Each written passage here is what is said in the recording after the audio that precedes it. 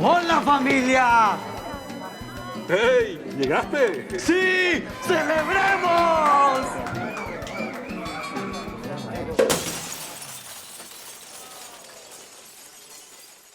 ¿Necesita un adelanto salarial SOS?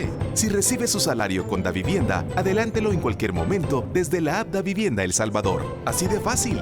Davivienda.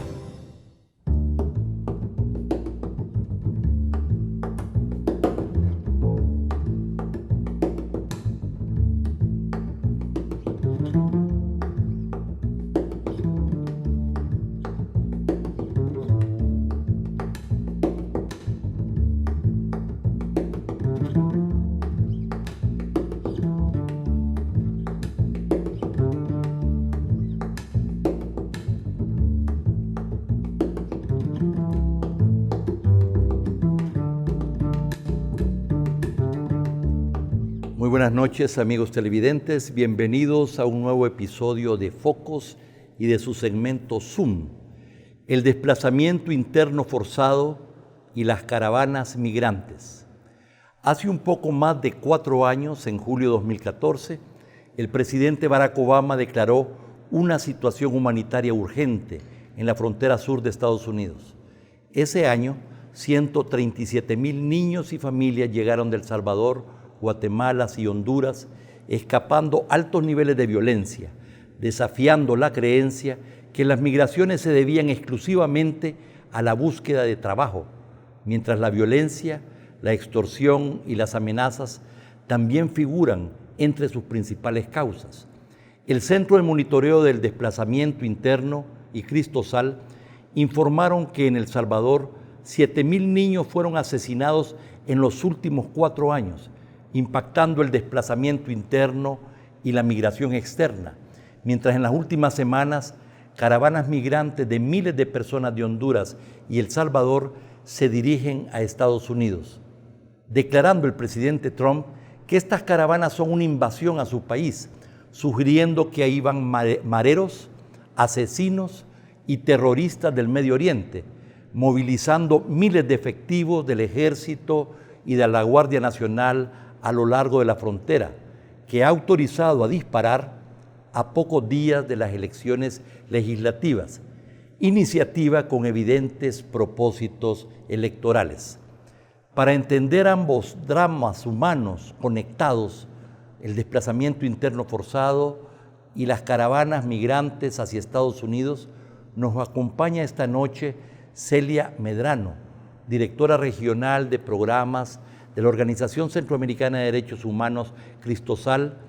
Ella fue cónsul general de El Salvador en Washington, D.C., Maryland y Virginia de 2010 a 2012, directora de Derechos Humanos y Gestión Humanitaria en el Ministerio de Relaciones Exteriores del 2012 al 2014 y desde entonces es miembro del Consejo Nacional de la Niñez y la Adolescencia, CONA. Bienvenida, Celia. Muy buenas noches, Alberto. Gracias a Focos nuevamente por estar atento a esta temática que nos toca a todos. Es un gusto que nos acompañes. Y nos acompaña también la doctora Elizabeth Ferris, asociada senior del programa de estudios de política exterior del prestigioso tanque de pensamiento The Brookings Institution, donde es codirectora del proyecto de desplazamiento interno ejecutado conjuntamente por la Brookings y la London School of Economics, la Escuela de Londres de Economía. Es además profesora asociada adjunta de la Escuela de Servicio Exterior de la Universidad de Georgetown en la capital estadounidense y autora, entre otros, del libro La política de la protección, los límites de la acción humanitaria, publicado por la Brookings en 2011. Bienvenida, doctora Ferris. Muchas gracias, me da mucho placer estar aquí con ustedes. Es un gusto y un honor para nosotros tenerla. Bien, miren qué casualidades que en el momento más álgido de esta doble crisis, ambas crisis humanitarias relacionadas, la crisis del desplazamiento interno forzado y las crisis de las caravanas migrantes hacia Estados Unidos, tenemos la oportunidad de tenerlas a ambas. Así que estamos muy contentos y estoy seguro que van a aportar muchísimos elementos a nuestra audiencia. Muchas gracias. En el informe Regresando a El Salvador, signos de una crisis de desplazamiento interno, elaborado conjuntamente por el Centro de Monitoreo del Desplazamiento Interno y Cristosal, se afirma que 7,000 niños y adolescentes fueron asesinados en los últimos 4 años en El Salvador. Esta noticia, que yo sepa, no ha salido a la luz pública. ¿De dónde viene esa cifra, Celia, que refleja un drama humano todavía poco conocido? Es importante plantear un detalle, una precisión, cuando el IDMC con Cristosal en su informe reportan 7,000 niños y jóvenes. Estamos hablando de 1 año de edad hasta los 25 años de edad. Niños menores de 18 años, en el concepto de 0 a 18 años de edad, estamos hablando de 4,600. No es una sorpresa que el dato, pese a lo alarmante que nos llama, no haya sido captado por diferentes medios de comunicación, porque es un dato que nos sacude a todos. Está relacionado también con el alto índice de homicidios, de hechos violentos y que han redundado en muertes violentas de niños y jóvenes. Estamos hablando que Cristosal, por ejemplo, tomando datos del Instituto de Medicina Legal, reporta 1,600 niños y jóvenes hasta los 19 años de edad asesinados de manera violenta desde enero del 2017 hasta junio del 2018, año y medio, 1,600 niños muertos. No extraña entonces que estos datos no salgan a la luz con facilidad, porque son datos que nos sacuden y nos plantean una realidad muy dura a la que se enfrenta nuestra niñez y nuestra juventud. Usted da en su último informe, Cristosal registra de enero a septiembre 231 personas desplazadas que recurrieron a ustedes, pero el número estimado de desplazados, por supuesto, es mucho mayor. Ahora sabemos que varios integrantes de las caravanas hacia Estados Unidos son desplazados internos. ¿Cómo se establece este vínculo entre ambos, desplazados internos y las caravanas migrantes? De manera rápida quiero hacer la relación de que Cristosal ha atendido de manera directa y registrado testimonios y casos concretos de 1,672 personas en condición de desplazamiento forzado o de confinamiento de noviembre del 2014 hasta octubre del 2018. De estas 1,672 personas, a partir de esta coyuntura de la tragedia que implica las caravanas, hicimos rápido una revisión de nuestras fichas de estudio de estos casos y 711 de estas 1,672 personas se encontraban en condición de confinamiento, es decir, han tomado la decisión de desplazarse, pero no han podido desplazarse aún, principalmente por falta de recursos económicos, porque no tienen dónde ir y no tienen apoyo para poder hacerlo. De este grupo, y es ahí donde terminaré con hacer la relación con desplazamiento interno, 581 nos dijeron que quieren irse del país sin decirnos a qué país quieren ir. 292 nos dijeron que quieren irse a los Estados Unidos. 87 nos dijeron que querían irse a Canadá, y el resto, que es el más del 90% de estas 711 personas que directamente conocemos sus casos, nos dijeron que pensaban irse a Nicaragua, a Costa Rica, a Panamá, hacia el sur.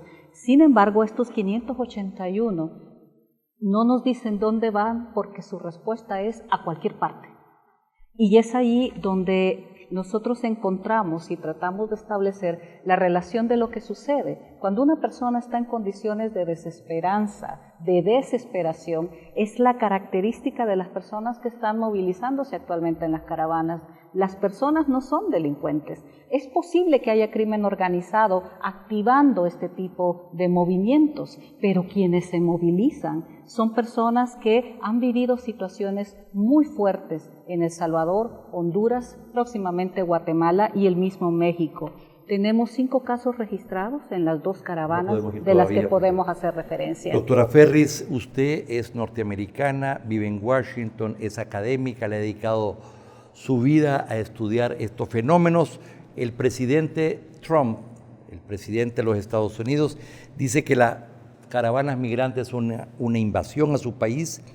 Está sugiriendo que iban mareros, asesinos y terroristas del Medio Oriente. Está acusando a los demócratas y a la izquierda de Estados Unidos y de la región, con algunos de sus aliados, a Maduro en Venezuela, a Ortega en Nicaragua, a Zelaya en Honduras y aún al filántropo multibillonario George Soros de financiar las caravanas. ¿Cuál es su explicación de este fenómeno político mediático? Tenemos una elección la semana próxima. Yo creo que todas esas afirmaciones por parte del presidente Trump son una manera de ganar de votos, de crear un clima de incertidumbre, de temor, y tiene que ser entendido como una respuesta de campaña intensa electoral. Y yo creo enfatizar que hay muchos norteamericanos que se oponen completamente a esas políticas. La gran mayoría saben que eso no es una invasión, no es de ninguna manera una amenaza a los Estados Unidos, sino es una llamada a ser más solidaria, con más compasión, de ver qué posibilidades hay por esas personas que han decidido a salir de su país. Pero los analistas en Estados Unidos y en los medios de comunicación afirman que esa estrategia le ha dado resultado a Trump en las elecciones pasadas y que por eso lo está volviendo a usar. Pareciera que la base de Trump es fácilmente manipulable, ¿verdad? Parece que sí. Yo estoy de acuerdo y me da mucha pena de ver la reacción de algunos norteamericanos con este tipo de amenazas, de lo que dice Trump.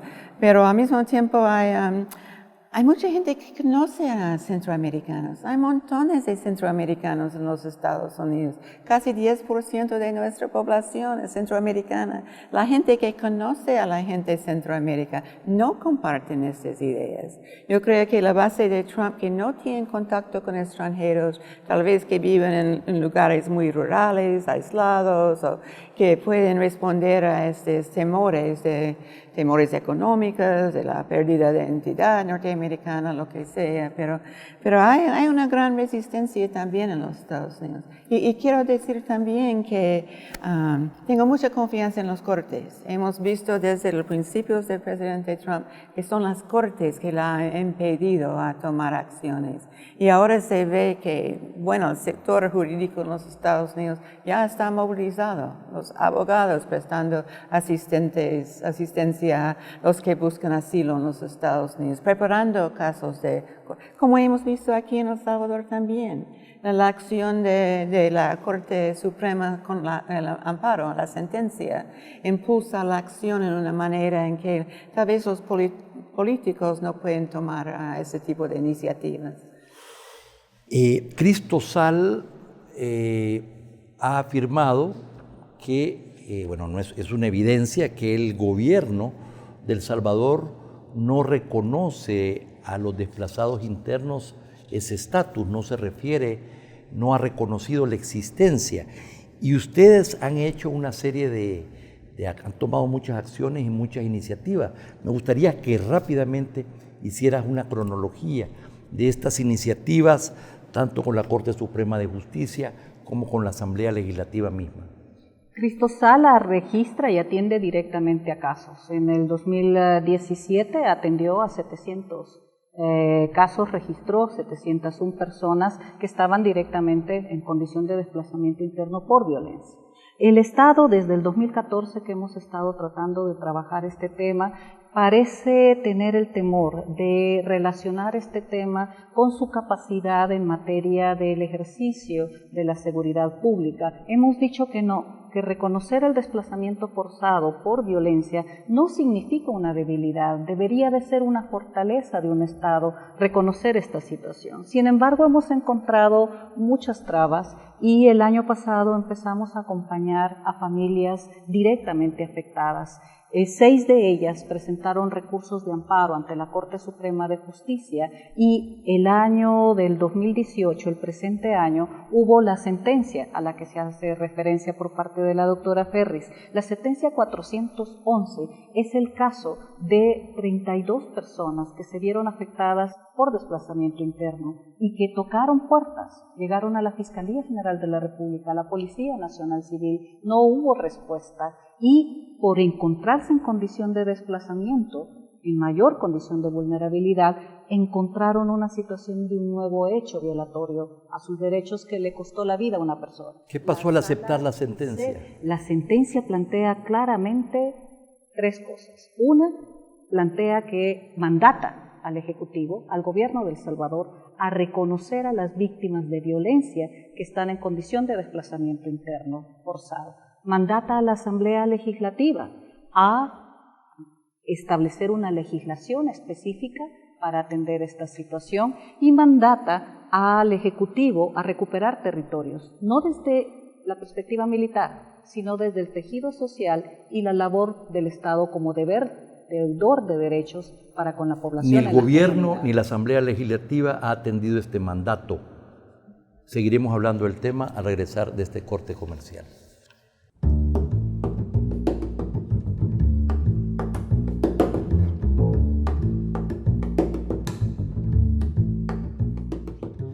La Navidad en Claro es compartir más con tu pospago. Llévate un Huawei P20 Lite incluido en plan $40 con 10 GB de navegación y redes ilimitadas con plan pospago 360. ¡Claro que sí! La Navidad en Claro es compartir más con tu pospago. Llévate un Huawei P20 Lite incluido en plan $40 con 10 GB de navegación y redes ilimitadas con plan pospago 360.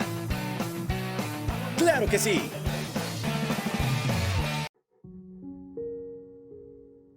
Queremos que nos devuelvan la dignidad. Esta profunda afirmación representa justamente el motivo por el cual estamos reunidos y reunidas aquí esta noche. Queremos en este evento devolver al menos una parte de toda la solidaridad y la dignidad que ustedes, como defensores y defensoras, nos han entregado durante largos años de lucha para defender el agua en sus territorios, arriesgando sus vidas y en algunos casos entregándolas. Desde Focos, como una revista de periodismo, análisis y opinión, somos conscientes que la lucha que impulsan en sus territorios no es fácil, que está llena de desafíos y que día a día ponen en riesgo su integridad física y hasta sus vidas, con el objetivo de garantizar bienestar suyo y el de sus comunidades. Ustedes son el contenido.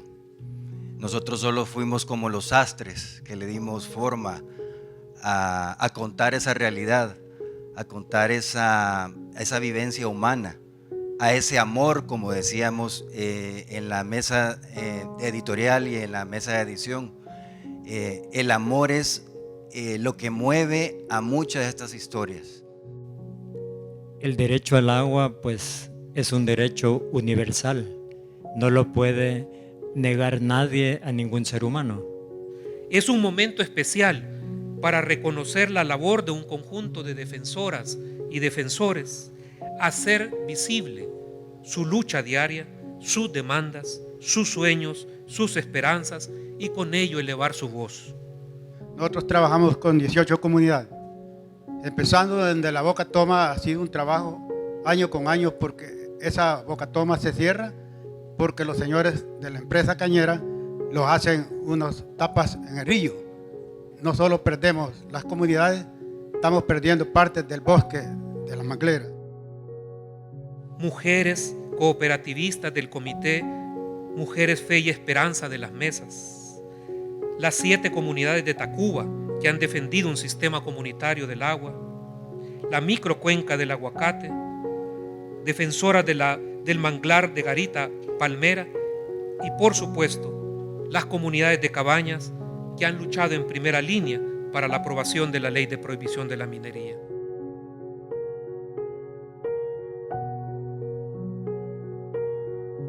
Luchar por algo que es nuestro, por algo que es justo, es legítimo, es algo que le vamos a dejar a nuestras futuras generaciones, ¿verdad? Entonces, para mí significa lucha, resistencia, entrega. Eso significa, en pocas palabras, esta lucha que hemos liderado por 12 años.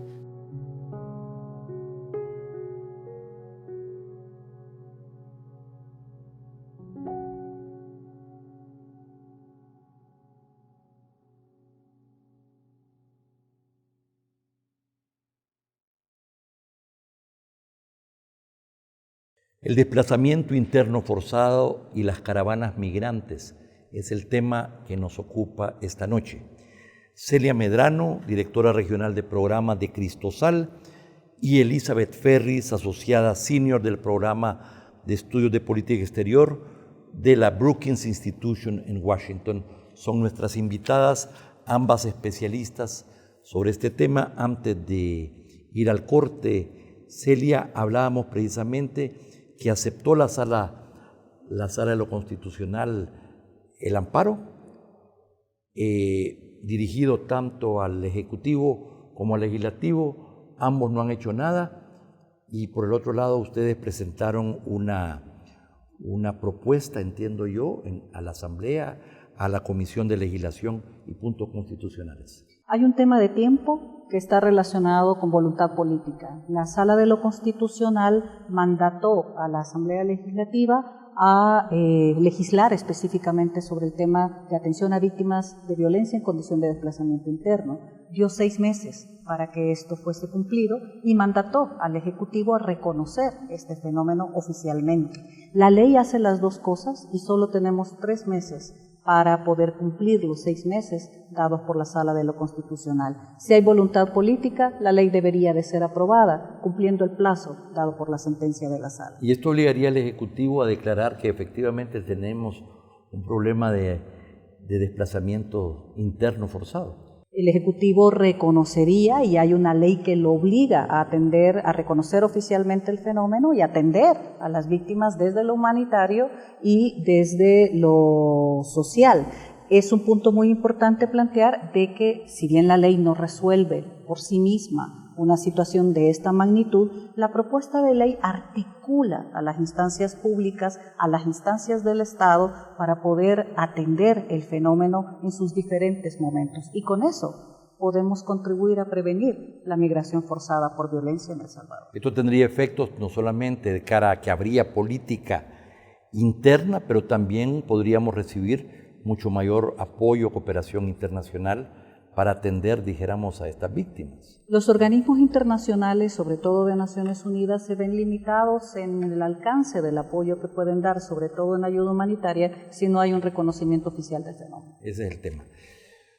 Doctora Ferris, el tema migratorio pareciera que ha estado presente en los Estados Unidos en los últimos años, y el tema migratorio centroamericano se vuelve un problema de política interna. Tampoco es que los demócratas avanzaron mucho en una nueva ley, y esto teniendo a Obama y gente muy sensible sobre el tema, y ahora con Trump esto ha cambiado, y están tratando pues de cerrar esa válvula de escape de estos estados fracasados, yo diría, de Centroamérica y particularmente del CA4, donde al no poder responder a los problemas de empleo, a los problemas de seguridad, pues la gente decide irse. No tiene nada que ver con ningún estratagema de la izquierda ni de George Soros. ¿Cómo está usted viendo el debate? Si ganan los demócratas la Casa de Representantes, ¿habrá manera de ponerle un paro a esta propaganda y esta actitud de su presidente? Espero que sí, pero en verdad no sé cómo va a desarrollar esas políticas.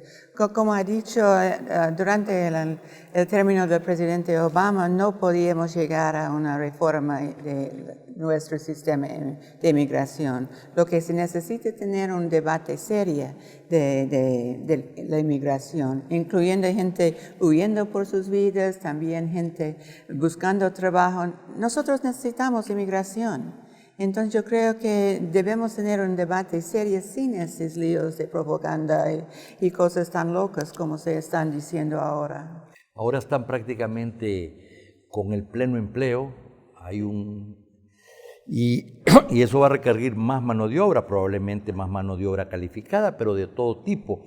Así que ahí pareciera haber una contradicción también de la misma política del presidente Trump que hace alarde de que la economía ha crecido debido a sus políticas. Y creo que después de las elecciones vamos a ver la movilización de los sectores de industria que necesitan mano de obra. Hay industrias enteras en los Estados Unidos ahora que están sufriendo la falta de inmigración. Por ejemplo, ¿cómo se llama? Lechera. La industria lechera tiene muchos problemas y las tecnologías, como siempre, necesitan más mano de obra.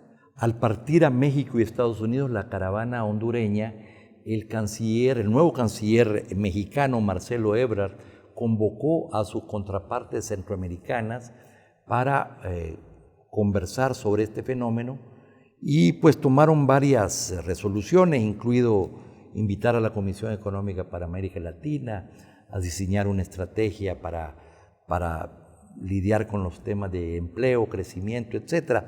¿Cómo usted lee la política mexicana respecto a estos desplazamientos y este éxodo de los centroamericanos? Sabe que México y también los gobiernos centroamericanos están en una posición bastante difícil, con las amenazas de Trump que vamos a cortar la ayuda, que vamos a hacer represalias si les dejan entrar. La gente tiene un derecho a migrar. Entonces, países, gobiernos como lo de México, están en una situación difícil. Tienen que mostrar que están escuchando a su vecino al norte, al mismo tiempo respetar los derechos y responder a sus propios pueblos mexicanos, ¿no? Y también los gobiernos de esta región. Estoy muy feliz de que el gobierno de El Salvador no ha prohibido la salida de la gente, que no ha tratado, según lo que entendí, de parar o disminuir el ejercicio de este derecho fundamental, que la gente ha podido salir. Pero va a ser, yo creo, unas épocas difíciles también acá. ¿Qué pasa cuando lleguen a la frontera? La mayoría van a entrar en los Estados Unidos, van a haber muchas deportaciones, están preparados por esa fase. Bueno, yo creo que hay muchas cosas que no sabemos ahora, pero debemos pensar y planear en respuestas posibles, dado lo que puede pasar.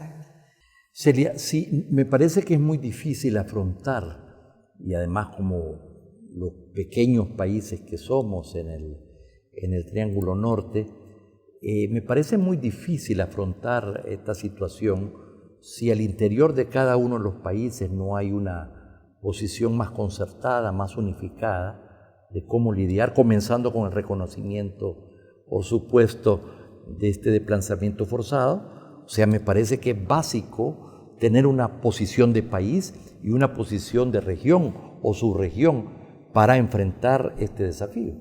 Las respuestas tienen que ser regionales. No hemos hablado de Nicaragua, solo estamos hablando de Honduras, Guatemala, El Salvador, no estamos hablando del mismo México, que tiene también un alto fenómeno de desplazamiento forzado por violencia. Las respuestas tienen que ser articuladas y regionales, pero también basadas en normativa internacional. Y yo quiero hacer referencia que si bien somos países pequeños con muchas dificultades, pero somos países que sus estados son titulares de deberes. Y si bien es cierto el derecho a no migrar ha sido respetado en El Salvador, el derecho a migrar, a movilizarse libremente, a circular por parte de quienes integran las caravanas, también está el derecho a no migrar. Y el punto clave es que las personas no se vean forzadas a irse de sus casas, a desarraigarse por razones de que no hay condiciones para una vida digna y condiciones para una vida segura. El derecho a no migrar es la obligación de nuestros estados de garantizar que la gente no tenga situaciones de desesperanza y de desesperación, que es lo que las lanza a buscar una solución a sus vidas más seguras y más dignas en otra parte. Entonces, las respuestas regionales que requieren esto requieren mucha voluntad política y no necesariamente muchos recursos. Hemos escuchado a la doctora Ferris hablar con diferentes funcionarios de alto nivel y ella plantea claramente que experiencias en Uganda, en Kenia, han dado soluciones y han dado alternativas a esta problemática, no necesariamente con mucho dinero. Y esto me lleva precisamente a preguntarle cómo ha estado su visita a El Salvador, a quiénes ha visto, cuáles son los resultados de su visita. He tenido muchas conversaciones interesantes con miembros del gobierno, de la Asamblea Legislativa, con la sociedad civil, con universidades, etc. Y tengo la impresión de que hay más conocimiento del desplazamiento forzado como antes, pero todavía hay mucho que hacer. Es difícil de escribir una ley. Hemos visto a nivel internacional, y esa es una problemática global. Hay como 40 millones de personas desplazadas internamente, el número doble el número de refugiados en el mundo. Hay muchos gobiernos que están tratando de ver cómo debemos reaccionar, pero la cosa más importante es la voluntad política, más importante que recursos, etc. Si hay voluntad política se puede responder, a veces pueden prevenir el desplazamiento, pero por lo menos pueden tomar medidas que protegen los derechos de los desplazados. ¿Usted habló con representantes del gobierno? Sí, creo que sí. ¿Y qué le dijeron? ¿Usted hizo un planteamiento respecto a la importancia, no solamente nacional, pero internacional, de reconocer el desplazamiento interno forzado? Sí, exactamente. Yo les dije que los gobiernos responsables se dan cuenta de lo que está pasando en su país, reconocen la problemática y tomen pasos a responder a esta problemática. Los gobiernos son responsables fundamentalmente de proteger a su gente.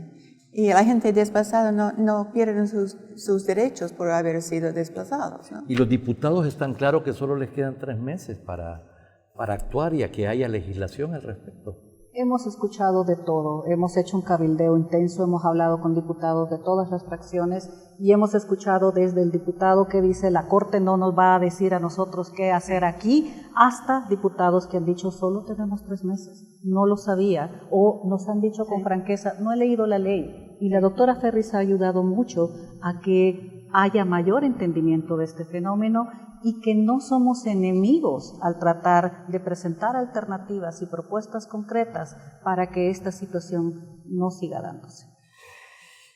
Usted ha estudiado y ha escrito muchísimo sobre este tema. Su último libro, La política de la protección, los límites de la acción humanitaria.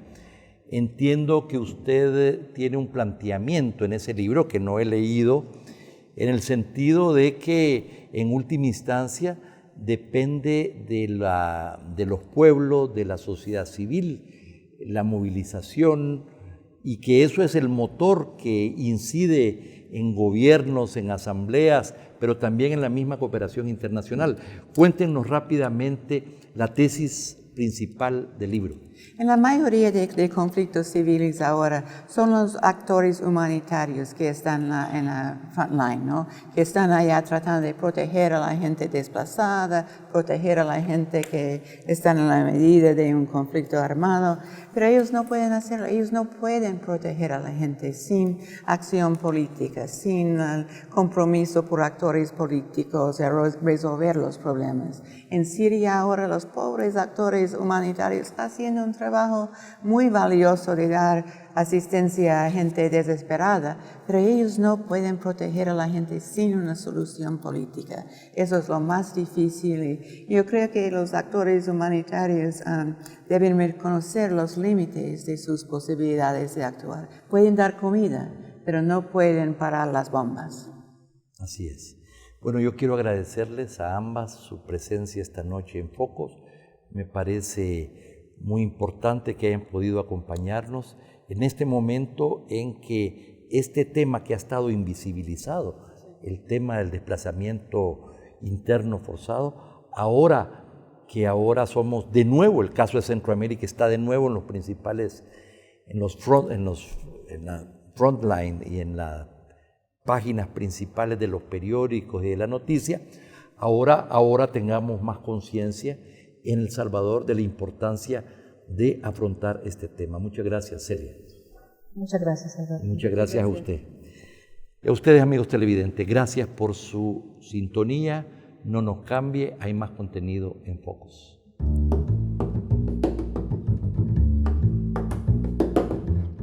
La Navidad en Claro es compartir más con tu pospago. Llévate un LG K11 Plus, incluido en plan $30 con 7 GB de navegación y redes ilimitadas con plan pospago 360. ¡Claro que sí! La Navidad en Claro es compartir más con tu pospago. Llévate un LG K11 Plus, incluido en plan $30 con 7 GB de navegación y redes ilimitadas con plan pospago 360. ¡Claro que sí!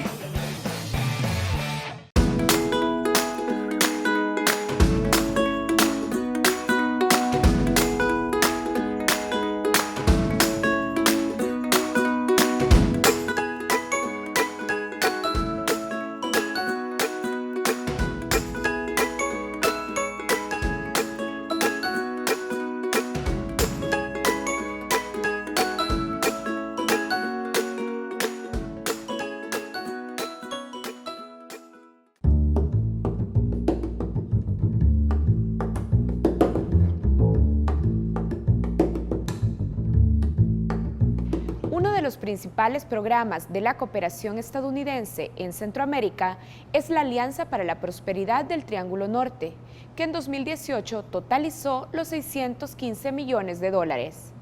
La Alianza para la Prosperidad fue una iniciativa del expresidente Barack Obama. Comenzó a ejecutarse para un periodo de 5 años, iniciando en 2016, y proyectaba destinar cada año hasta $1.000 millones para Guatemala, Honduras y El Salvador. Sin embargo, tanto el Congreso estadounidense como el actual presidente Donald Trump han reducido el monto que planteó Obama. En 2016 se destinaron para la subregión 750 millones y en 2017 la cooperación cayó hasta los 655 millones. El viceministro de Relaciones Exteriores, Jaime Miranda, ha dado seguimiento a este programa desde el Viceministerio de Cooperación y nos explica más sobre la iniciativa. Sí, bueno, yo creo que es importante en primer lugar entender qué es el Plan de Alianza para la Prosperidad del Triángulo Norte.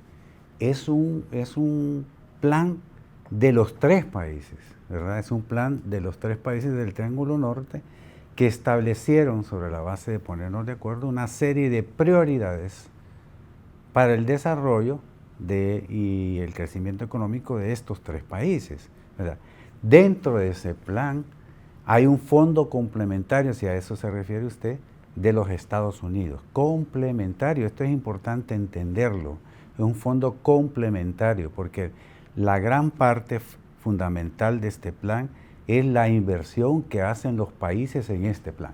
En el caso de El Salvador, como parte de la cooperación de la Alianza para la Prosperidad, según datos de la Cancillería salvadoreña, Estados Unidos destinó en 2016 alrededor de 68 millones, en 2017 70 millones y en 2018 dirigió 55 millones, para un total acumulado de 193 millones. El Congreso estadounidense ha condicionado la entrega de esta ayuda al cumplimiento de 16 criterios que son evaluados año con año. Algunos de estos criterios son el respeto de los derechos humanos, estabilidad política, reducción de la pobreza, combate a la corrupción, entre otros, que deben además ser certificados por el secretario de Estado. El Salvador ha destinado 2.770 millones en recursos a este plan. Si usted hace una relación de 193 en relación a la inversión salvadoreña, va a encontrar que es la ayuda complementaria de Estados Unidos es el 6.5% del total. Cualquier tipo de cooperación que deje de venir es lastimosa, ¿verdad? Por supuesto. Pero yo quiero decirle desde otra perspectiva. Si usted está hablando en términos porcentuales del 6.5, quiere decir que el plan puede funcionar, ¿verdad? Porque el plan es una apuesta de los países, es una prioridad del país.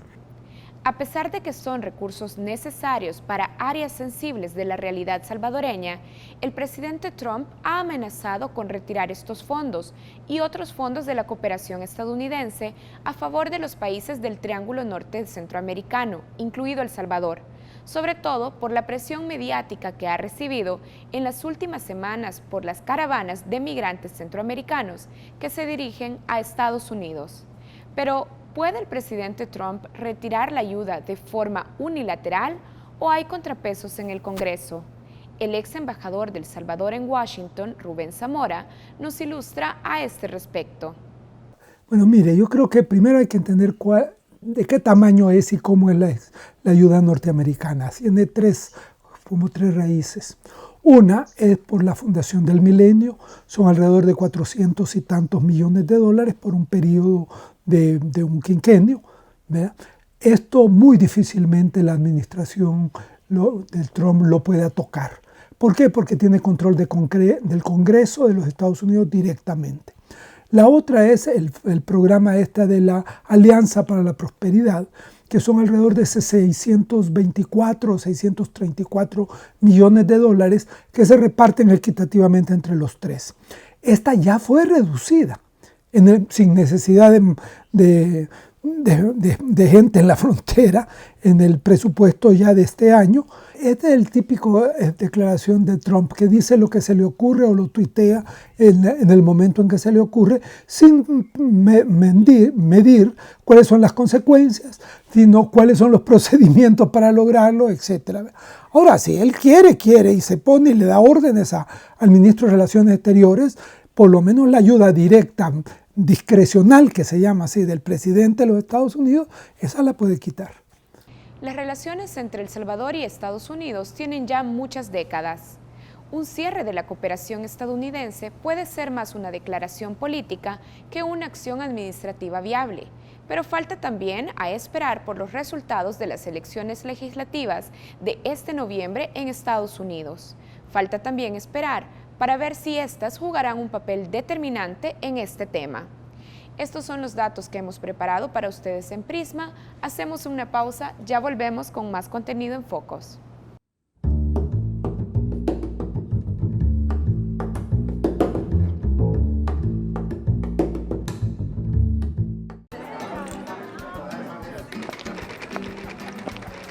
¡Hola, familia!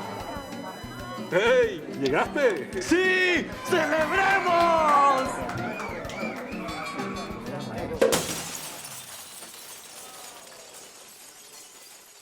¿Necesita un adelanto salarial SOS? Si recibe su salario con Davivienda, adelántelo en cualquier momento desde la app Davivienda El Salvador. Así de fácil. Davivienda.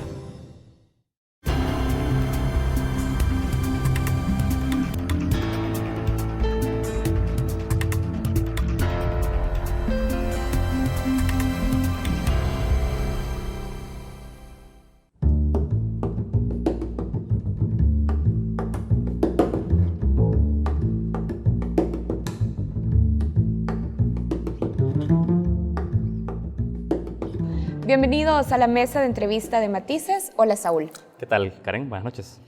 El tema que hoy vamos a tratar en esta entrevista son las finanzas públicas de nuestro país y vamos a concentrarnos también en analizar cómo las finanzas públicas afectan las propuestas de las fórmulas presidenciales. Algunos datos de contexto. El Instituto Centroamericano de Estudios Fiscales, ICEFI, ha identificado un panorama de fragilidad e insuficiencia fiscal al cierre de este año, del 2018. Además, este panorama está caracterizado por un aumento en el déficit fiscal que podría cerrar en 3.5% del PIB, un saldo de la deuda que además rondará el 70.6% del Producto Interno Bruto, advirtiendo además el ICEFI que para 2019 el incremento en la recaudación de impuestos que se registró este año posiblemente no se sostendrá. Por eso el ICEFI ha propuesto a los partidos políticos, al gobierno y a sectores sociales, Karen, la discusión y aprobación de un acuerdo fiscal integral que promueva, por un lado, mayor competitividad en la economía, formación de capital humano, lucha contra la corrupción, acceso al crédito productivo y combate a la pobreza a través de políticas de protección social. A la luz de las recomendaciones del ICEFI, hoy nos planteamos estas preguntas. ¿Responden las propuestas de los candidatos a la presidencia al desafiante escenario de las finanzas públicas salvadoreñas? ¿Cómo se despide el gobierno de Salvador Sánchez Serén en la administración de finanzas y qué le hereda a la próxima gestión? Y para analizar estos aspectos, hoy nos acompaña en la entrevista el economista senior del ICEFI, Ricardo Castaneda. Ricardo, bienvenido. Buenas noches, Karen, Saúl. Un placer estar con ustedes y poder discutir esos temas. Buenas noches, Ricardo. Queremos hablar contigo en primer lugar sobre lo que se hereda en materia de las finanzas públicas por parte de la gestión de Sánchez Serén y en ese marco también la formulación del presupuesto que ha hecho para el año 2019. Se ha criticado el aumento del déficit fiscal en este presupuesto, lo que proyecta al cierre de ese año, y mucho de este gasto ha estado presionado a través de subsidios que incrementan al gas, por ejemplo, en más de 40 millones en 2018 y crece a 74.5 millones para 2019. Ante eso nos preguntamos, Ricardo, ¿ha evaluado el ICEFI si efectivamente esta mayor inversión, este mayor gasto público en subsidios está atendiendo prioritariamente a financiar y atender el desarrollo social de los salvadoreños más vulnerables? ¿Se ha logrado identificar esto? No, cuando inicia el periodo del presidente Sánchez Serén ya la situación fiscal era muy frágil. Nosotros desde ese momento advertíamos la necesidad ya de lograr un acuerdo fiscal. Lastimosamente, por diversas razones, quizás la principal es la parálisis política que ha caracterizado a El Salvador durante estos últimos años, el país no logró realmente lograr un acuerdo de esa magnitud. Sí se logró aprobar una ley de responsabilidad fiscal en la cual se establecían algunas metas en temas de deuda, carga tributaria, pero nunca se establecieron cuáles medidas se iban a implementar para ello. Lo que sí nosotros notábamos es que en el año 2013 el déficit fiscal de El Salvador era de 4.5 y en el año 2017 cierra con 2.5, es decir, hay un ajuste de 2 puntos en ese periodo de tiempo, un ajuste bastante importante. Cuando uno acerca la lupa y ve dónde es que se realizó ese ajuste, fue principalmente en dos variables, el gasto social y la inversión pública. O sea, hubo recortes al gasto social. Sí. Y eso logró reducir el déficit. Efectivamente, para que tengan una idea, los niveles de gasto social del año 2018 son equivalentes a los del año 2005 en términos reales. Y especialmente carteras como educación, que sus niveles de inversión para el año 2018 se asemejan a los del año 2009 o los de salud a los del año 2010. Un elemento que, digamos, también no podemos dejarlo aislado de un contexto electoral, de una elección presidencial. Un aumento del gasto público también va orientado en ese sentido. Efectivamente, entonces hasta el año pasado el déficit se había reducido, pero nosotros decíamos que eran a través de dos variables que dentro de una estrategia de desarrollo tú no lo deberías de tocar, ¿no? Pero luego de la pérdida de las elecciones de diputados, el FMLN comprende que uno de los temas que les afectó fue la reducción en subsidios. Y entonces a partir de ahí, este año, a pesar de que hay un incremento en la recaudación en buena medida explicado por una moratoria que se dio o una amnistía fiscal que permitió al Estado recaudar más impuestos, el déficit, de acuerdo a nuestras estimaciones, estaría cerrando en 3.5. Y de hecho, el mismo ministro de Hacienda en el proyecto de presupuesto 2019 plantea que el próximo año el déficit fiscal va a ser en 3.7. Quiero volver a la pregunta, Ricardo, y entendemos el contexto para podernos también poner en papel lo que están diciendo en blanco y negro de alguna manera, pero este incremento en los subsidios ha logrado identificar el ICEFI si efectivamente va a llegar a las personas que lo requieren, y te lo pregunto por lo siguiente, o al menos el diseño está orientado a eso, porque una de las críticas es la poca eficiencia que tiene la focalización de subsidios en el país. Sí, de hecho, cuando se empieza a hacer los primeros ajustes de focalización era porque la forma como se estaban otorgando esos subsidios no estaban llegando a los sectores que sí lo necesitaban, y en cambio habían sectores que no lo necesitaban pero que sí lo habían recibido, y entonces a partir de ahí se empieza a cambiar el esquema. Por ejemplo, en el tema del subsidio al gas, que se empieza a otorgar una tarjeta que permitía asegurar que los beneficiarios fueran realmente personas que lo necesitaban. Sin embargo, entre el 2016 y el 2017 se hace un recorte al subsidio, pero no por la lógica de mejorar la focalización del programa, sino porque el Estado no tenía los recursos y había que recortar. Entonces pasó de que personas aún que necesitaban el subsidio todavía no lo estaban recibiendo. Ahora, Ricardo, me gustaría clarificar esto. Entonces, sí partimos de una situación en la que era necesario mejorar y hacer más efectiva la repartición, la entrega de subsidios. Ese es un elemento. Ahora, el gobierno logra, por otro lado, reducir el déficit fiscal a partir de recortes de subsidios. Pero ahora, en este instrumento, en este anteproyecto presupuestario, podemos ver un incremento en la entrega de subsidios.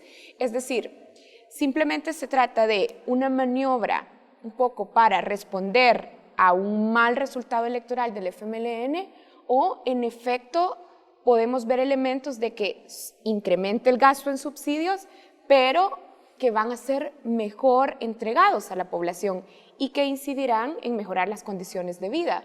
Es decir, ¿cuál de las 12? ¿Simplemente se decide revertir por un asunto electoral o porque se ha perfeccionado el instrumento para generar beneficios a la población? Creo que hay una combinación de ambos. Evidentemente, luego de la pérdida de las elecciones, viene el Ejecutivo, incluso lanza el Plan 10, que sustituye al Plan Quinquenal de Desarrollo, ¿no? Y entonces uno de los temas claves era el tema de los subsidios, e incluso han permitido ahora que beneficiarios o personas que creen que necesitan el subsidio y no tenían, se puedan acercar a las distintas instituciones públicas, especialmente el Ministerio de Economía, para que puedan recibir el subsidio. Ahora, dentro de una estrategia de desarrollo, evidentemente el tema de los subsidios lo siente la población, porque es algo que cuando ve el precio del gas propano, cuando le llega la factura, es algo que lo siente, pero dentro de una estrategia de desarrollo hay elementos más importantes que solo el tema de subsidio, y ahí estamos hablando del tema de educación y salud.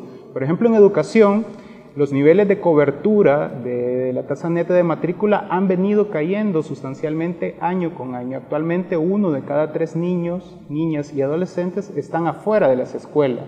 Y cuando uno ve las inversiones públicas en educación, lejos de ir incrementando sustancialmente, se han ido reduciendo. O en el tema de salud, por ejemplo, cuando ustedes revisan el indicador de la vacuna para sarampión, rubiola y papera para niños menores de 1 año, pasó de un 96% en el año 2014 a un 87% en el año 2017. Y eso es reflejo de esos recortes importantes que se dieron en áreas como educación y salud. Ricardo, para poder retomar un poco el análisis respecto a lo efectivo que ha sido la política de protección social de estos gobiernos, vamos a decir desde el año 2009, pero particularmente el quinquenio de Salvador Sánchez Serén, tú dices, una política no puede ir solo orientada a subsidios, sino también a una inversión en las otras áreas, pero otros países de América Latina también implementan transferencias condicionadas para promover mayor escolaridad.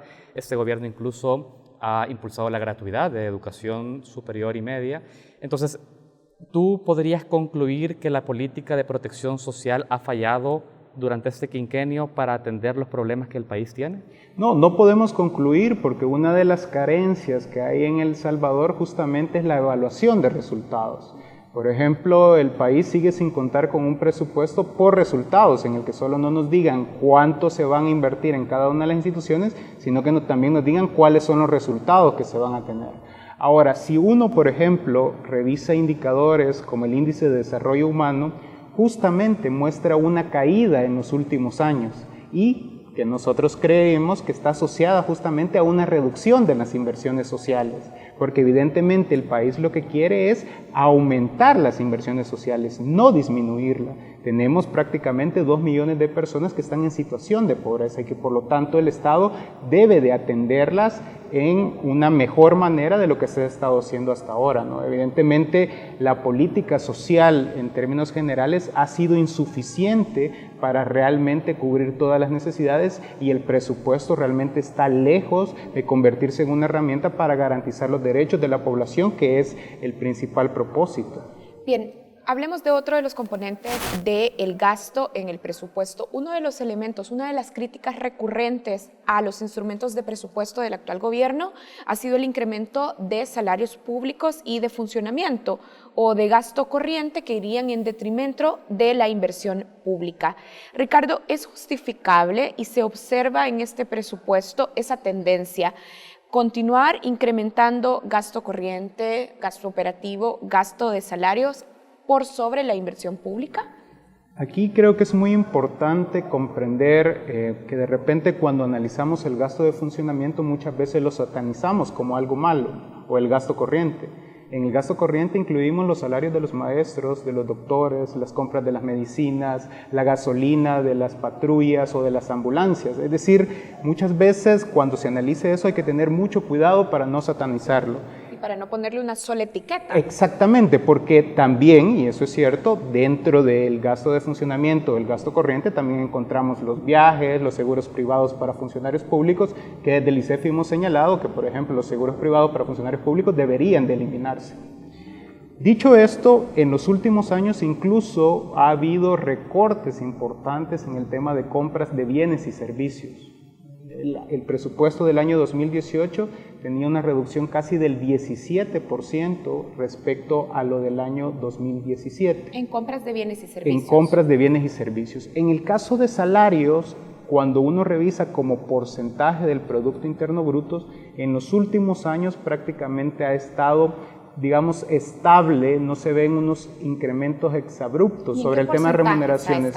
Bueno, actualmente en el caso de El Salvador, más o menos las remuneraciones están representando un 60% del presupuesto total. Pero a pesar que se reduce, como tú estás planteándolo en tu intervención, Ricardo, también hay un escenario y es que estudios, y bueno, recientemente el BID, tú conocerás este estudio, habla sobre la ineficiencia del gasto en El Salvador y habla particularmente en materia de transferencias, en materia de compras y licitaciones por parte del Estado, y en temas de salario. Entendemos que puede haberse reducido, pero sigue siendo una presión importante del gasto que no sabemos si está siendo eficiente. Sobre eso, ¿qué tipo de medidas o qué tipo de avances tú identificas que se han realizado en el marco de estos últimos 5 años, si es que ha habido? De hecho, en el tema de salarios no es que se haya reducido, yo lo que decía es que se ha mantenido. Ahora, ¿qué es lo que ha pasado en El Salvador? Por ejemplo, que tenemos escalafones que realmente están diseñados en una forma en la cual las finanzas públicas no lo pueden aguantar, especialmente el escalafón de salud. El ritmo de crecimiento es insostenible para las finanzas públicas. Y entonces ahí debe de haber un equilibrio entre los derechos adquiridos por parte de los trabajadores, pero también que existan los recursos para poderlo financiar. Desde el ICEFI nosotros hemos señalado la necesidad de una reforma integral del servicio civil, desde la forma, cómo se hacen los procesos de contrataciones para que realmente se asegure que sean con criterios de idoneidad, de equidad y que las escalas salariales también deban de revisarse, porque tenemos ahora, por ejemplo, una persona que pueda ser una secretaria en una institución pública que pueda estar ganando el triple que otra secretaria de otra institución pública, o tenemos casos en los cuales hay asesores que ganan más que el propio presidente de la República, ¿verdad? Entonces, todos estos elementos son los que deben de ser discutidos para tener realmente una reforma integral. Ahora, muchas veces se coloca el foco en la necesidad de recortar empleados públicos, ¿no? De recortar remuneraciones. Exactamente. Yo ahí lo que digo es que hay que analizar caso por caso. ¿Por qué? Porque, por ejemplo, si hablamos del tema de educación, estimaciones nuestras nos dicen que si quisiéramos una cobertura universal de educación, necesitamos contratar 34,000 docentes nuevos. Es decir, que lejos de estar despidiendo, ahí necesitaríamos contratar. Y, por ejemplo, para el presupuesto del 2019, en la cartera de educación, se considera incluso un recorte de 3 empleos. Es decir, que no vamos a ver una mayor contratación de docentes. Ricardo, tenemos que hacer una pausa muy breve. Con respecto al 2018, ¿cómo se comporta el rubro de remuneraciones para el anteproyecto de presupuesto de 2019, entonces, en términos generales?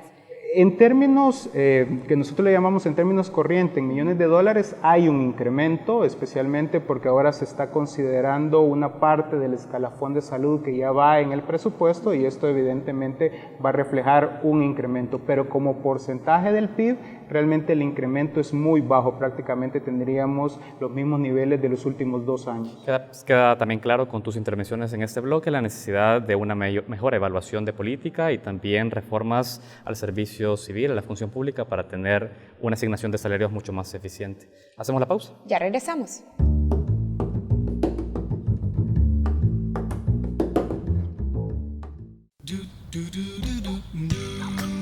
Amor, ¿cuándo vamos a comenzar a ir al gimnasio? A mí me prometiste que iríamos de camping. Papi, yo quiero ir al cine. ¡Vamos pues! Solo con tu tarjeta Club LPG ahorras y obtienes más beneficios para tu familia. Suscríbete ya a La Prensa Gráfica y disfruta de promociones y descuentos con todos nuestros aliados. Club LPG de La Prensa Gráfica.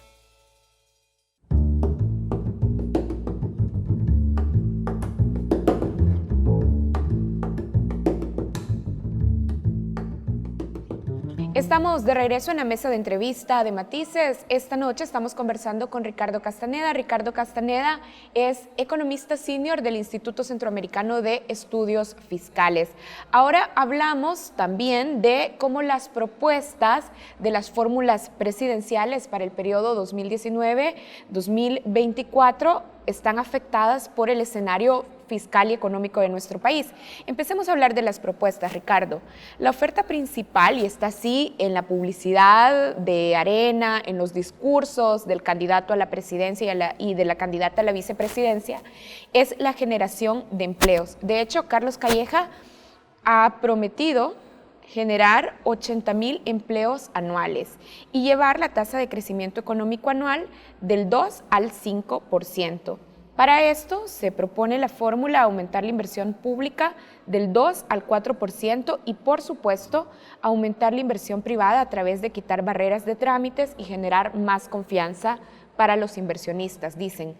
Ricardo, ¿qué tan sostenible es esta promesa teniendo en cuenta las condiciones de nuestra economía? 80,000 empleos al año. Quisiera concentrarme en el tema de la inversión pública, ¿no? Que es el elemento que él habla prácticamente de duplicarlo. Yo creo que todos los candidatos presidenciales deben de comprender cuál es el escenario actual de las finanzas públicas. Las finanzas públicas están realmente con luces rojas en el caso de El Salvador, porque ya hablábamos del tema por el lado del gasto, pero también por el lado de los ingresos. Incluso para el próximo año se está planteando una carga tributaria menor, es decir, que el Estado va a tener menos ingresos el próximo año y esto evidentemente repercute en mayores niveles de déficit fiscal.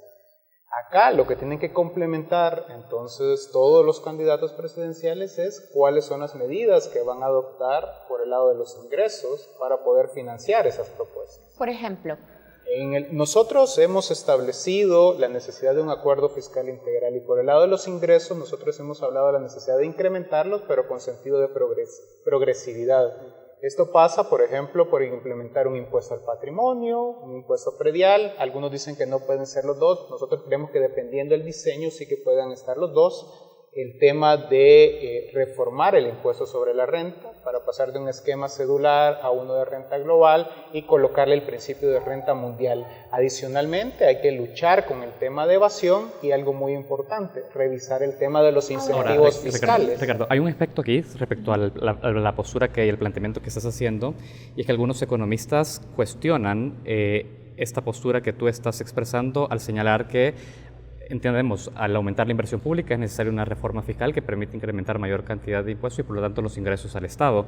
Pero, ¿qué respondes tú al cuestionamiento de, no, en la medida que tú estableces mayor cantidad de impuestos en un país que ya está teniendo poca inversión privada, lo que estás haciendo es contraer el incentivo para un inversionista que traiga nuevos empleos y por lo tanto mayor recaudación de impuestos sobre la renta, etcétera? ¿Qué se responde ante esa, digamos, dualidad que se presenta en el plano económico? Lo que pasa es que eso es el planteamiento que ha imperado hasta ahora, ¿no? En el cual básicamente desde cuando se implementa el modelo neoliberal en la década de los 90, la idea era que el Estado no debía reducir su gasto público y crear todas las condiciones para que hubiera mayor inversión privada. Y dentro de ello se destacaba el tema de que la tributación cayera principalmente sobre el consumo y no sobre la inversión. Y por eso en El Salvador es el único país de América Latina que no tiene un impuesto a la propiedad. Hasta el mismo Fondo Monetario Internacional ha dicho que El Salvador es un caso raro por ello. Nosotros lo que observamos cuando vemos los datos es que, por ejemplo, un estudio planteado por USAID o financiado por USAID muestra que de la recaudación total de impuestos sobre la renta IVA, el 68% lo paga la clase trabajadora y el 20% lo paga la gran empresa.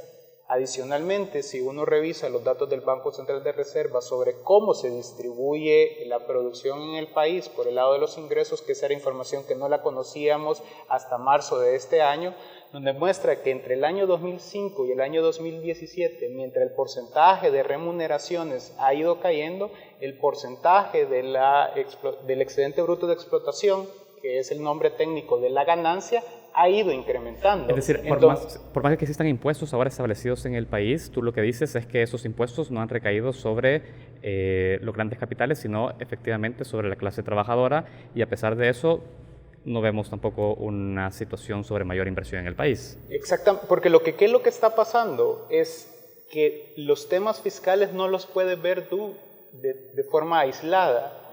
Tú necesitas incrementar tus recursos, pero para aumentar las inversiones claves, y por eso es el tema del acuerdo fiscal y además el tema de los resultados, porque si tú únicamente le estás incrementando los recursos a una cartera, pero no sabes cuáles resultados van a implementar, vamos a seguir con la misma lógica. Ahora, Ricardo, quiero volver al asunto de la pregunta que ponía sobre la mesa. A ver, Carlos Calleja y Carmen Aida Lazo dicen, queremos generar 80,000 empleos anuales.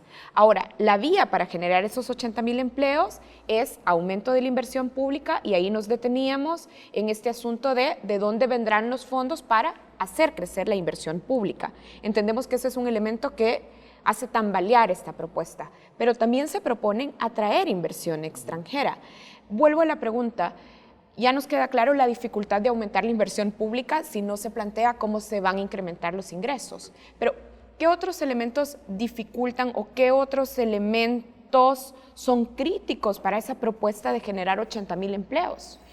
¿Cuáles son los elementos que ellos van a tomar en cuenta para atraer inversiones? Por ejemplo, lo que no nos están diciendo es si el mecanismo va a seguir siendo otorgar incentivos. Han dicho reducir tramitología, reducir la burocracia, por ejemplo. Bueno, ese es un tema importante, pero sigue siendo innecesario. ¿Por qué? Porque El Salvador no ha logrado resolver los grandes factores estructurales que le han impedido realmente ser un país atractivo para los inversionistas. ¿Qué factores son esos?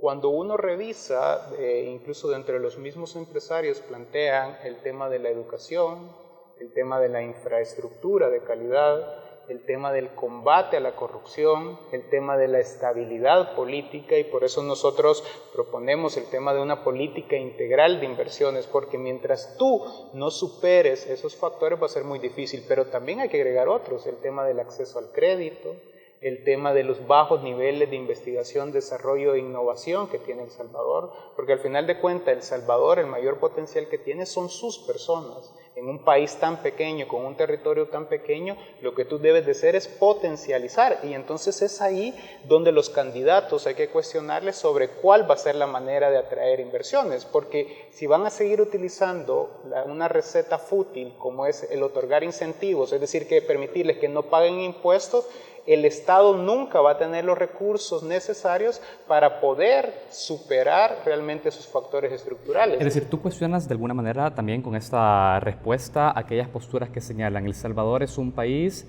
con limitantes en cuanto a la formación de capital humano, con un clima de inseguridad alto a nivel de la integridad física de las personas y de alguna manera incertidumbre jurídica, y la única manera que podamos insertarnos en el mundo es siendo competitivos desde el lado de los incentivos fiscales.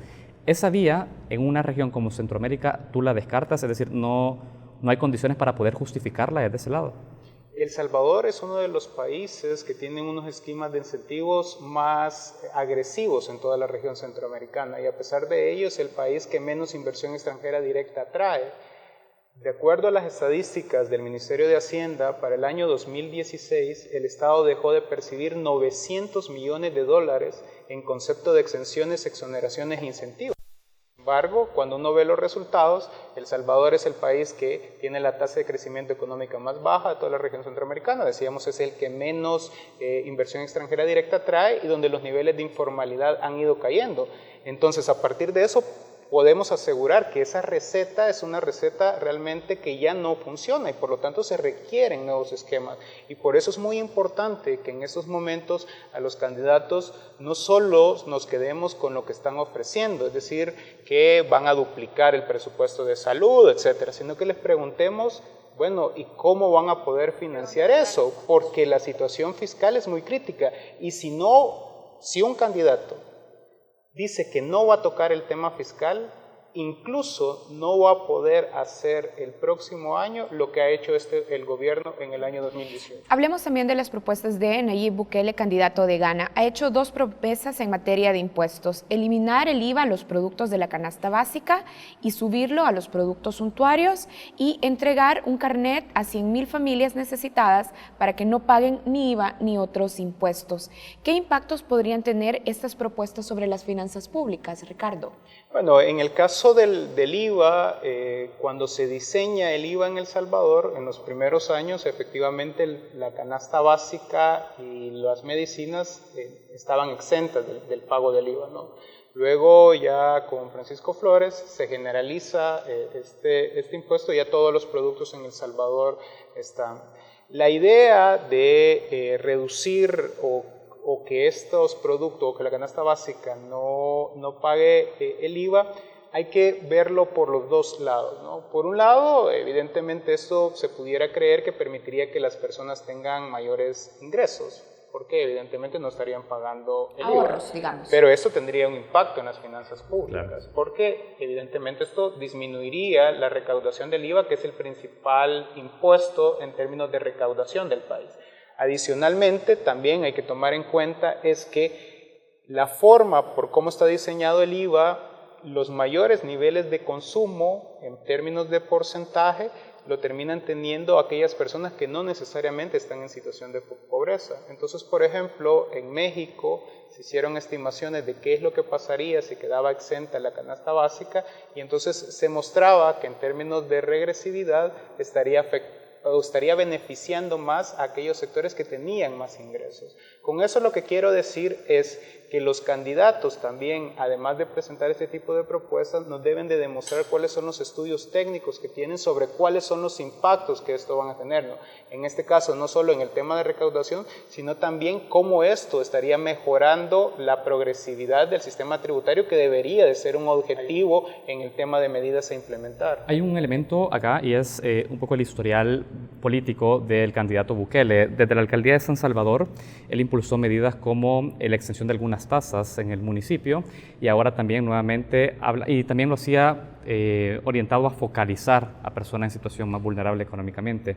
Y ahora lo vuelve a hacer, como ya lo plantea Karen, con esta iniciativa que busca reducir o eliminar el IVA en los productos de canasta básica.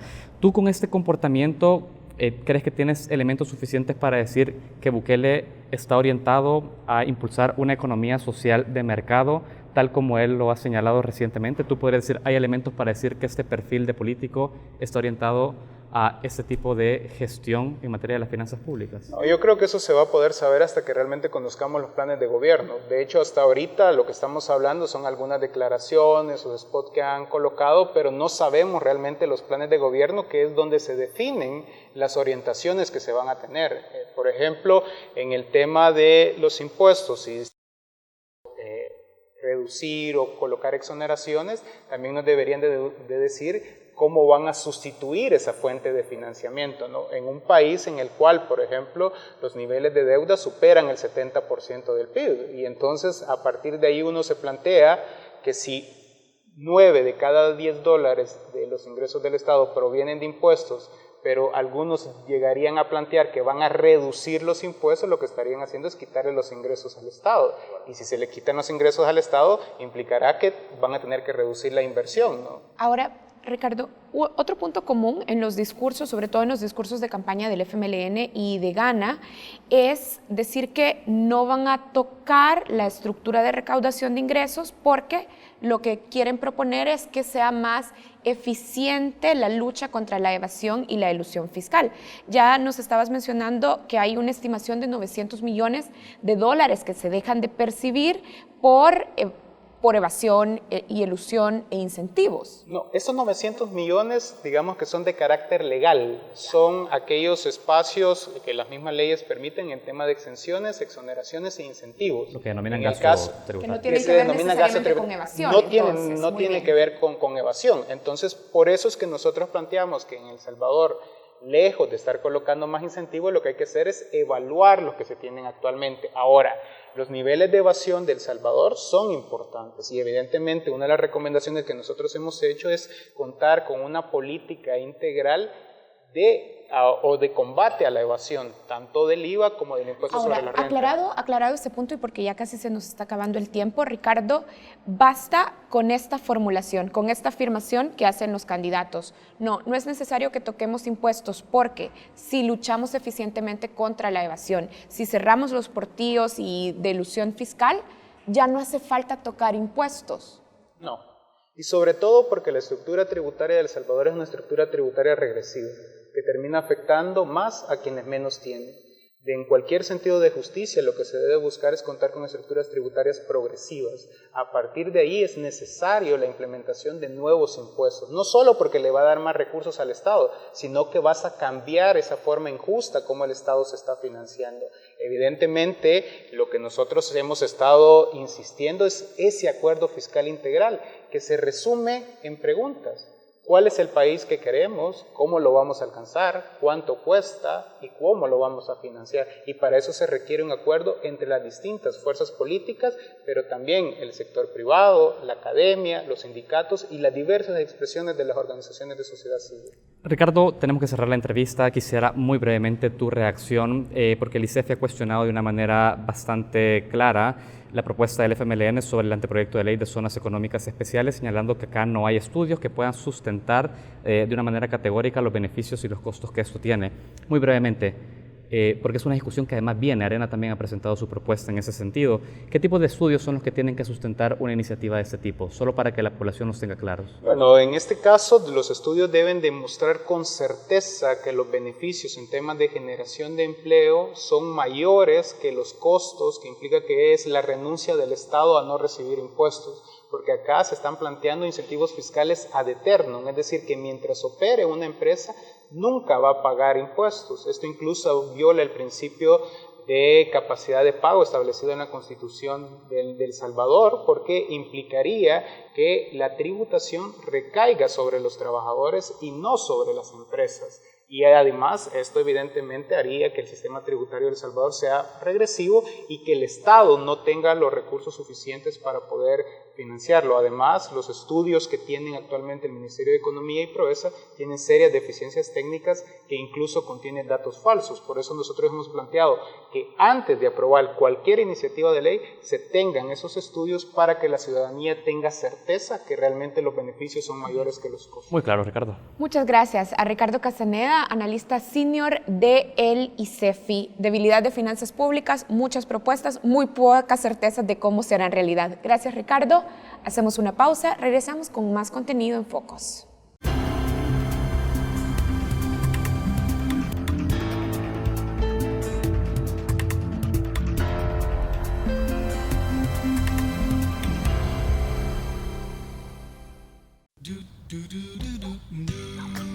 Amor, ¿cuándo vamos a comenzar a ir al gimnasio? A mí me prometiste que iríamos de camping. Papi, yo quiero ir al cine. ¡Vamos pues!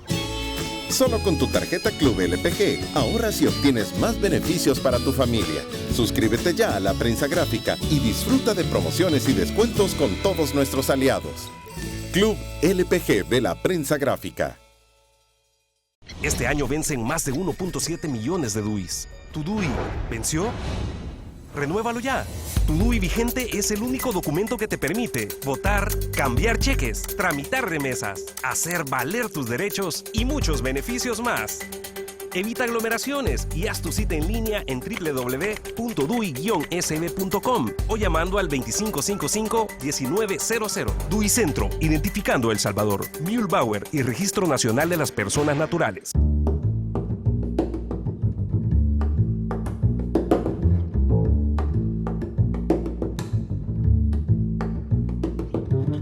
Bienvenidos a Reflejos, el segmento de Focos, donde analizamos el acontecer internacional.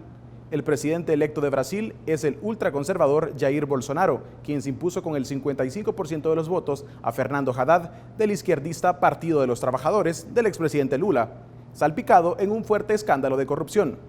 ¿Cuáles son las claves para entender este giro político en Brasil? ¿Qué futuro le espera al país sudamericano con Bolsonaro? Para hablar del tema, enlazamos hasta San José, Costa Rica, con Kevin Casas Zamora, abogado, doctor en Ciencias Políticas y socio director de Analítica Consultores. Bienvenido, doctor Casas. Encantado de estar en el programa. Bien, a nivel mediático, la elección en Brasil se planteó como una dualidad entre un conservador y un progresista, o entre un xenófobo y un proderecho de las minorías. Sin embargo, Jair Bolsonaro ganó con el 55% de los votos y obtuvo el triunfo en ciudades desarrolladas que conviven con la diversidad como Sao Paulo, Río de Janeiro y Brasilia. ¿Qué otro elemento importante decantó la elección a favor de Bolsonaro? Yo creo que se juntan muchos factores. Me parece que ante todo el tema fundamental que definió la elección fue un profundo, virulento rechazo de una parte considerable de la población brasileña con respecto a su clase política. Y en particular, aunque el rechazo fue muy generalizado contra toda la clase política, me parece que se concentró en el Partido de los Trabajadores, que, bueno, mal que bien había ganado las últimas 3 elecciones. Entonces, y es de todos los partidos el que de manera más central ha sido involucrado en los escándalos, porque es más de un escándalo de corrupción, primero el Lava-Jato y después todos los que han venido como consecuencia de ese, que han salpicado a una parte considerable de la clase política. Y en un país que se creía que había más o menos ido evolucionando en la dirección de instituciones políticas más consolidadas y más maduras, esto ha sido una profunda desilusión. Ahora bien, ¿cómo las fake news se integraron a la estrategia de campaña de Bolsonaro? ¿Qué tan determinantes fueron? Todas las informaciones que tenemos indican que fue un tema fundamental, particularmente en el caso del candidato ganador de Bolsonaro. Hay muchas cosas interesantes respecto de la campaña de Bolsonaro, o sea, el propio hecho de que Bolsonaro es un candidato que hizo casi exclusivamente su campaña a partir de las redes sociales. O sea, realmente es un fenómeno muy extraordinario, que cuando hablamos de redes sociales, cuando hemos hablado de redes sociales y campañas electorales en el pasado, normalmente pensamos en Twitter, en Facebook, y ciertamente Bolsonaro las usó de manera muy considerable. Pero lo más importante es WhatsApp, el uso de la mensajería instantánea, en lo que realmente es una cosa que no se había visto en ninguna parte y que ha sido el agente propagador de noticias falsas y el agente propagador de mensajes electorales que resultaron muy poderosos para el candidato vencedor. Es además una red social que es enormemente difícil de controlar, porque se trata de mensajería privada, además encriptada, con códigos de seguridad muy rigurosos. Entonces es muy difícil realmente imaginarse regulaciones que permitan disuadir la divulgación de noticias falsas a través de WhatsApp. Bolsonaro promueve un discurso restrictivo en cuanto a los derechos de las minorías y uno armamentista para la seguridad pública. ¿Cómo está la institucionalidad brasileña para frenar un probable abuso? ¿Hay independencia en los demás poderes estatales y federales? Una cosa muy importante que pasó el domingo de la elección es que después que Bolsonaro da el discurso de su victoria, el presidente de la Corte Suprema de Justicia, el magistrado Toffoli, da un discurso muy esclarecedor, en el que prácticamente erige a la Corte Suprema de Justicia como un garante de la institucionalidad. Un discurso realmente muy vigoroso, en ese sentido, muy conspicuo, en el sentido de que la Corte se ve a sí misma a partir de ahora como garante de la institucionalidad y está dispuesta a jugar ese papel, ¿verdad?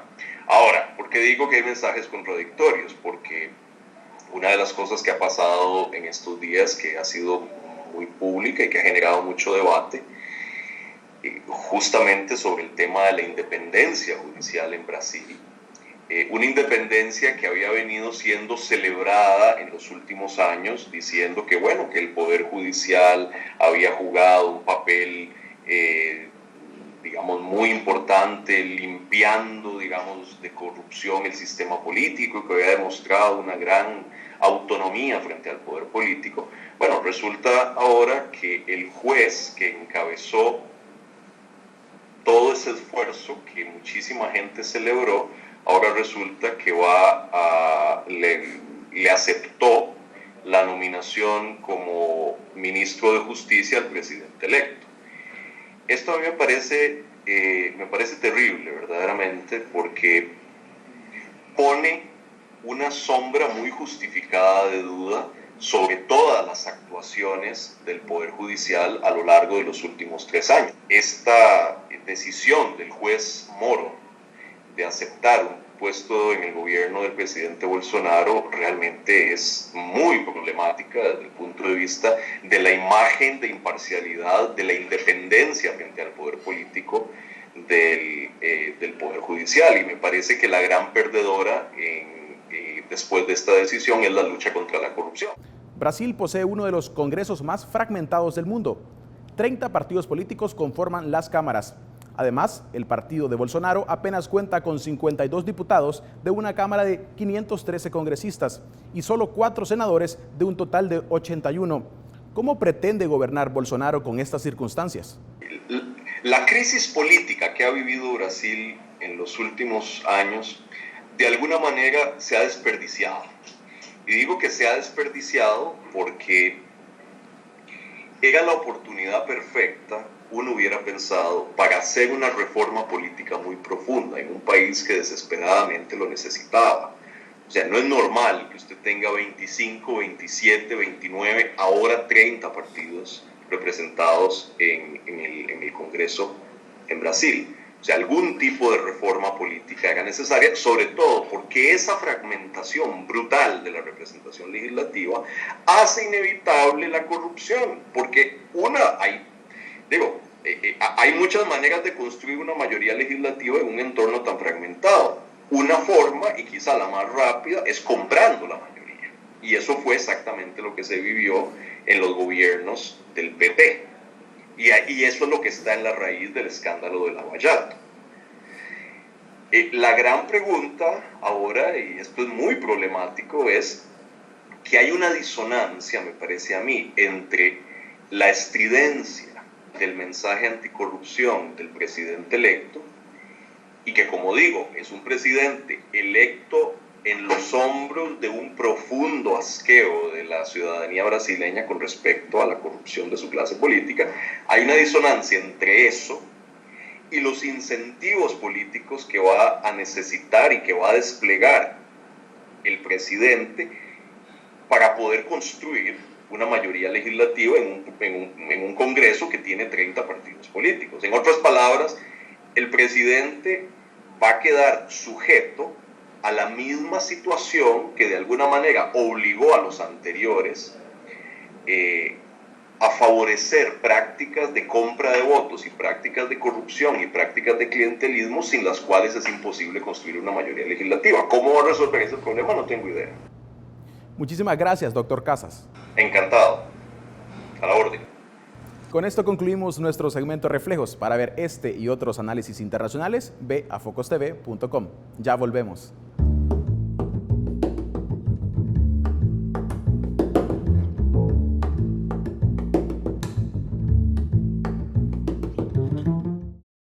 Hermanos salvadoreños, al igual que ustedes, salí de mi país con la idea de triunfar. Pero los recuerdos, mi familia y mis amigos me hicieron volver. Todos extrañamos a nuestros seres queridos y tener un lugar donde regresar. Por eso el Fondo Social para la Vivienda te acerca la oportunidad para comprar una casa en El Salvador a través del programa Vivienda Cercana. Entra a www.fsb.gov.sb e infórmate sobre el programa Vivienda Cercana. Porque El Salvador es tu casa, tu país. Fondo Social para la Vivienda, Gobierno de El Salvador.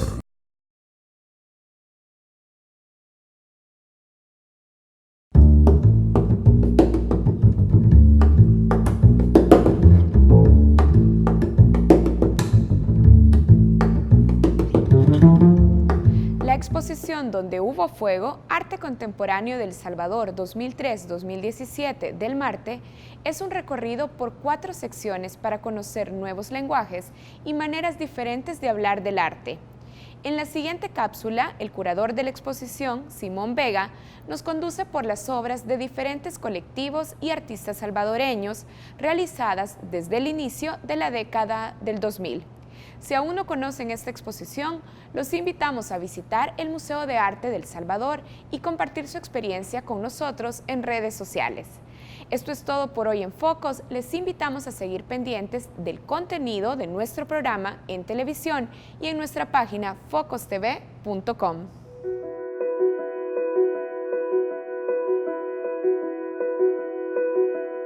Bienvenidos a la exposición Donde hubo fuego, Arte Contemporáneo 2003-2017. Mi nombre es Simón Vega, yo soy el curador de esta muestra, también soy uno de los artistas participantes. Esta es la componente de la exhibición de diálogos que básicamente está trabajando con el arte de hoy en día y el arte que se está creando particularmente desde el inicio de los años 2000. Vamos a hacer un breve recorrido para tratar de comprender un poquito cuáles son las motivaciones de los artistas contemporáneos del Salvador. Y como les mencionaba, a partir de esto hemos determinado los 4 temas o 4 ejes que determinan la estructura de la muestra.